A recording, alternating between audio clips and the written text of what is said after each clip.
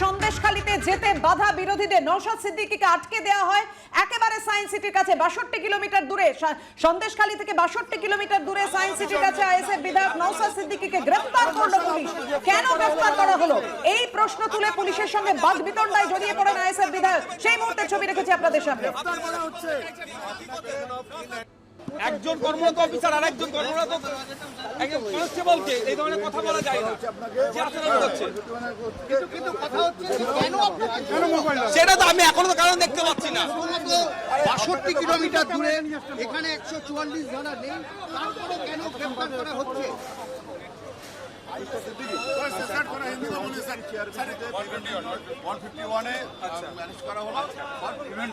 আচ্ছা ঠিক আছে, 151 এ উনি বলছেন একটু বলে। 151 সিআরপি বলছি তো সবার সামনে স্যার, একবার হিন্দিতে বলে দিচ্ছি স্যার। 151 সিআরপিতে আপনাকে অ্যারেস্ট করা হলো।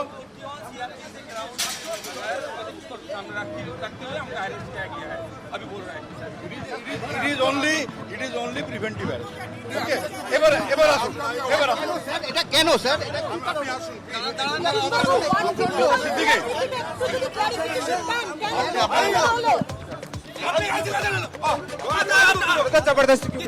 আপনার অফিসার আমার চিল্লাবে না। আমি আপনাকে যেতে বলছি। পূরণ করুন অবশ্যই। हम लोग सिस्टम में हट जाइए हट जाइए ना थोड़ा, आप हटिए तो। इसके बाद हमको तो अपना फोर्स से हटवाना पड़ेगा। क्यों ये कर रहे हैं? तुम वेट करो, हम अपना फॉर्मेलिटी करें, उसके बाद आपका फॉर्मेलिटी करेंगे। हम तो बोल ही दिया, डोंट चलिए। हैंड ओवर का कुछ नहीं है, हम अरेस्ट कर रहे, कोई हैंड ओवर नहीं हो रहे यहाँ पे। What do you mean by hand over? কথা বলবো আমাদের প্রতিনিধি উজ্জ্বল মুখোপাধ্যায়ের সঙ্গে। উজ্জ্বল, প্রথমে ১৪৪ ধারা লঙ্ঘনের যুক্তি দেখানো হয়, নওশাদকে আটকানো হয় এবং তারপর যেটা স্পষ্ট করে বলা হয় যে তাকে গ্রেফতার করা হলো সিআরপিসির ১৫১ ধারায় প্রিভেন্টিভ অ্যারেস্ট করা হয়েছে তাকে।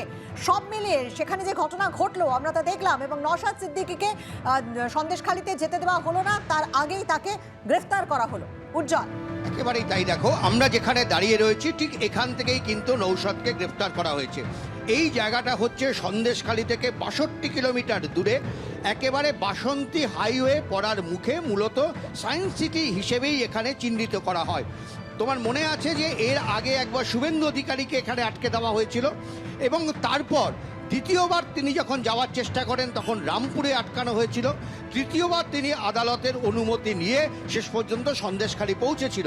কিন্তু এই রাস্তায় আটকানোটা প্রায় বন্ধ হয়ে গেছিল বেশ কিছুদিন ধরেই, কারণ ধামাখালির আগে একটা জায়গা তৈরি করা হয়েছে, সেখানেই আটকে দেওয়া হচ্ছে। ওই পর্যন্ত কিন্তু পুলিশ যেতে দেওয়ার অনুমতি দিচ্ছে। কিন্তু আজকে হঠাৎ করেই দেখা গেল পুলিশ অত্যন্ত সক্রিয়। নওশাদ সিদ্দিকী এখানে পৌঁছানোর সঙ্গে সঙ্গে তাকে আটকানো হলো।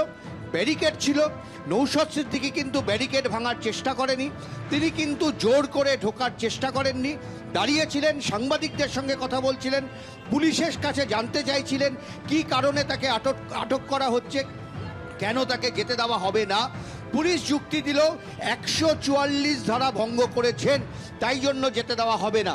প্রশ্ন উঠল এই অঞ্চলে কোথায় ১৪৪ ধারা, কোথায় ১৪৪ ধারা আছে যেটা ভঙ্গ করার প্রশ্ন উঠছে। পুলিশ তখন দেখলো যে ১৪৪ ধারা ভঙ্গ করেছেন, এটা বলা ঠিক হচ্ছে না।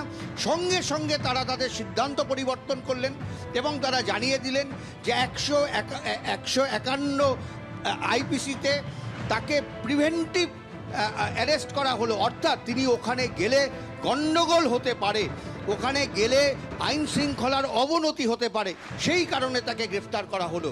এটা কিন্তু পুলিশ যখন তখন যে কোনো ব্যক্তির ক্ষেত্রেই করতে পারেন। দরকার হলে নওশাদ বাড়ির থেকে বেরোনোর সময়ও তাকে ওখানে অ্যারেস্ট করতে পারতেন যে আপনি সন্দেশখালীতে যাচ্ছেন, সেক্ষেত্রে আপনি গেলে সমস্যা হতে পারে, তাই আপনাকে গ্রেফতার করা হলো। কিন্তু প্রশ্ন উঠছে যে বারবার আদালত থেকে শুরু করে প্রত্যেকেই এই কথা বলছেন যে সন্দেশখালীতে বিভিন্ন রাজনৈতিক দলের নেতা নেত্রীরা যাচ্ছেন। আমরা গতকাল দেখেছি শওকত মোল্লা, তিনি তৃণমূল কংগ্রেসের একজন বিধায়ক মাত্র, তিনি সেখানে ছিলেন। পার্থ ভৌমিক থেকে সুজিত বোস মন্ত্রীরা তারা নিয়মিতভাবে সেখানে যাচ্ছেন। সেখানে থাকছেন বিজেপির নেতৃত্ব, সিপিএমের নেতৃত্ব, তারাও সেখানে গেছেন। মীনাক্ষী মুখার্জি থেকে শুরু করে গতকাল অমল হালদার তারাও সেখানে গেছেন এবং নিয়মিতভাবেই কিন্তু তারা সন্দেশখালিতে যাচ্ছেন এবং এখনো পর্যন্ত এরকম কোনো অভিযোগ আসেনি যে যারা বাইরের থেকে যাচ্ছেন, যে দলের নেতৃত্ব বাইরের থেকে যাচ্ছেন, তাদের কারণে সন্দেশখালি উত্তপ্ত হচ্ছে। কারণ সন্দেশখালিতে আইন শৃঙ্খলা অথবা মহিলাদের যে বিক্ষোভ সেটা কিন্তু দীর্ঘদিন ধরেই চলছে এবং শাহজাহান এখনো পর্যন্ত গ্রেপ্তার হয়নি। ফলে সেখানে দাঁড়িয়ে কেন নৌশাদ সিদ্দিকীকে সায়েন্স সিটির মোড়ে ৬২ কিলোমিটার দূরে সন্দেশখালি থেকে প্রথমে ১৪৪ ধারা বলে তারপরে ১৫১ ধারায় তাকে গ্রেফতার করা হলো, এর উত্তর কিন্তু এখনো পর্যন্ত অজানা। এবং যেটা দেখার যে নৌশাদ এবং তার সঙ্গে তার একজন সহকর্মী দুজন মাত্র এসেছিলেন, সঙ্গে কিন্তু অন্য কোনো কর্মী সমর্থক ছিলেন না, শুধুমাত্র তার সিকিউরিটিটা ছিল।